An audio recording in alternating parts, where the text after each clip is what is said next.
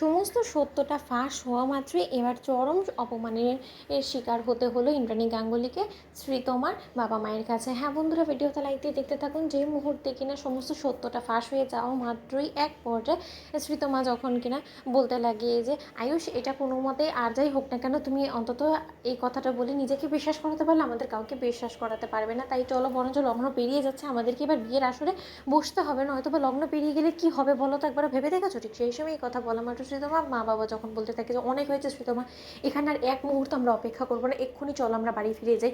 ঠিক সেই সময় এই কথা বলা মাত্র শ্রীতমা বলতে থাকে যে না মা, তোমরা চলে গেলে চলে যেতে পারো, কিন্তু আমি কোনো মতেই বিয়ের আসর ছেড়ে চলে যাবো না। তার কারণ আমি যে মানুষটাকে বিয়ে করার জন্য এতদিন ধরে স্বপ্ন বুনে এসেছি, যে মানুষটার হাত ধরবো বলে আমি এতদিন ধরে সমস্ত কিছু চোখে দেখেও না দেখার ভান করেছি, যে মানুষটাকে আমি এক বিন্দু পাওয়ার জন্য এত কিছু করেছি, সেই মানুষটাকে আমি না পেয়ে এখান থেকে কোনো মতেই যাবো না। এক বুক ভরা শুধুমাত্র আফসোস নিয়ে তোমাদের যাওয়ার হয় যাও, আমার তোমাদের কোনো প্রয়োজন নেই। ঠিক সেই সময় শ্রীতমার মা যখন শ্রীতমাকে ঠাটিয়ে চর মেরে বলতে থাকে যে নির্লজ্জ বিহায়ের মতন এরকম হ্যাংলামো কেন করছো শ্রীতমা, তুমি একবার ভেবে দেখেছো যে ছেলেটার জন্য তুমি এরকম পাগলামোগুলো করছো, বারবার করে ছেলেটাকে পাওয়ার জেদ করছো, সেই ছেলেটা অলরেডি অনেক আগে উন্নের হয়ে গিয়েছে। এই ছেলেটা রীতিমতো একটা কাজের মেয়ের সঙ্গে কুকীর্তি করে ওকে বিয়ে করে ফেলেছে। একজন বিবাহিত পুরুষকে তুমি বিয়ে করবে কেন? তুমি এতটাই কি পচে গিয়েছো? তোমার কি আর অন্য কোনো ভালো জায়গায় বিয়ে হবে না বলে তুমি মনে করছো? বলো তো, এতটা একজন মানুষের কাছে এত আত্মসমর্পণ করো না, এতে করে তোমার মানই কমবে।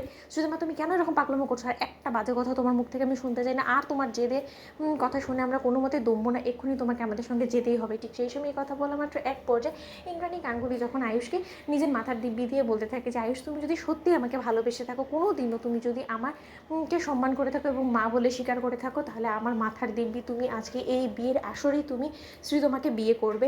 এবং মিসেস ব্যানার্জি, আপনি কোনো কিছু মাইন্ড করবেন না। আমি কোনো মতে মনে করি না যে আয়ুষ যে সমস্ত কথাগুলো বলছে সেটা সত্যিই ও করেছে, তার কারণ আমার দীর্ঘ বিশ্বাস যে এই সমস্ত কাজ আয়ুষ করেনি, বরঞ্চ ওই যে আমি কিছু একটা চক্রান্ত করে হয়তো বা ওকে এই সমস্ত কিছু বলাচ্ছে, জানেন তো। ঠিক সেই সময় কথা বলা মাত্র এক পর্যায়ে শ্রীতমা যখন বলতে থাকে যে আন্টি, এক্স্যাক্টলি আমি সেটাই বোঝানোর চেষ্টা করছি, তার সত্ত্বেও কেন মম যাক তোমরা বোঝার চেষ্টা করছো না? যাকে যাই হোক, তোমাদের যখন এই বিয়েতে সম্মতি নেই, তাহলে তোমরা নির্দ্বিধায় এখান থেকে চলে যেতে পারো, কিন্তু আমার সঙ্গে তো আজকে আয়ুষের বিয়ে হবে, এত সহজে তো আমি আয়ুষকে এখান থেকে ছেড়ে চলে যেতে পারবো না। আয়ুষ চলো।